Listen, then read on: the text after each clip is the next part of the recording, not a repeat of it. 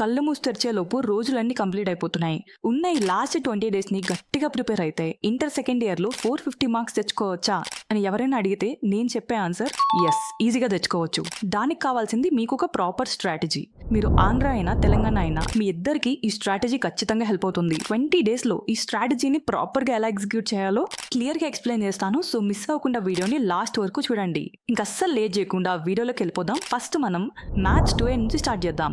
Maths 2Aలో 75కి 75 రావాలంటే long answers పైన focus చేయాలి. ఎందుకంటే వాటి నుంచే మీకు 35 మార్క్స్ వస్తాయి. So probability distribution, theory of equations, De Moivre's theorem, binomial theorem పైన ఎక్కువ ఫోకస్ చేయాలి. అంతేకాదు ఈ 5 చాప్టర్స్ లో shorts and very short questions ని సిలబస్ ప్రకారం చూసుకున్నా ఈజీగా 60 మార్క్స్ వస్తాయి. మిగతా అది పర్మిటేషన్స్ నుంచి short and very short answers చూసుకుంటే 72 మార్క్స్ వస్తాయి. సో ఈ విధంగా మీరు మ్యాథ్స్ 2Aని ప్రాపర్ గా ప్లాన్ చేసుకుంటే 70 మార్క్స్ ఎందుకు రావో చూద్దాం.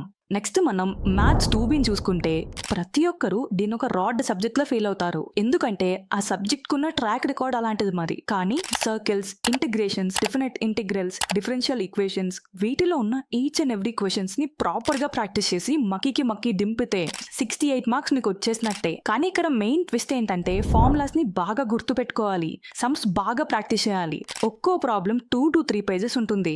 సో మ్యాథ్స్ 2Bని ఎంత బాగా ప్రాక్టీస్ చేస్తే అంత బాగా స్కోర్ చేస్తారు. నెక్స్ట్ మనం కెమిస్ట్రీ గురించి మాట్లాడుకుందాం. లాంగ్ ఆన్సర్స్ ని ఇప్పుడు స్క్రీన్ మీద డిస్ప్లే చేస్తాను.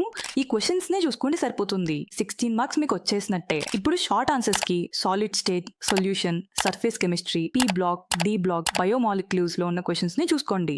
ఇక లాంగ్వేజెస్ అంటారా, సాంస్క్రిట్ లో 50% మాత్రమే సిలబస్ నుంచి వస్తుంది. ఇంగ్లీష్ కూడా అంతే, ఎనోటేషన్స్ తప్ప మిగిలినంతా గ్రామరే. సో గ్రామర్ ని బాగా ప్రాక్టీస్ చేయండి. సో లాస్ట్ గా నేను ఇచ్చే ఒక ప్రో టిప్ ఏంటంటే సబ్జెక్ట్సే కాకుండా PYQs ని బాగా ప్రాక్టీస్ చేయండి. దాంట్లో 60 to 70% క్వశ్చన్స్ వస్తాయి. మీకోసమే నేను లాస్ట్ 5 years పేపర్స్ ని డిస్క్రిప్షన్ లో ఇస్తాను. అక్కడి నుంచి తీసుకొని ఇప్పుడే ప్రాక్టీస్ చేయడం మొదలు పెట్టండి. ఇదే మన overall strategy about IP second year exams. Next videos లో IP రిలేటెడ్ కాంటెంట్ గురించి ఇంకా డిస్కస్ చేద్దాం.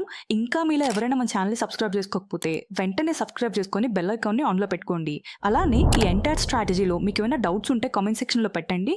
మీరు పెట్టిన ప్రతి కామెంట్ ని చదివి దానికి రిప్లై ఇస్తాం. అలానే మీ ఫ్రెండ్స్ ని కూడా మన యూట్యూబ్ ఛానల్ ని సబ్స్క్రైబ్ చేసుకోమని చెప్తే చాలా హెల్ప్ అవుతుంది.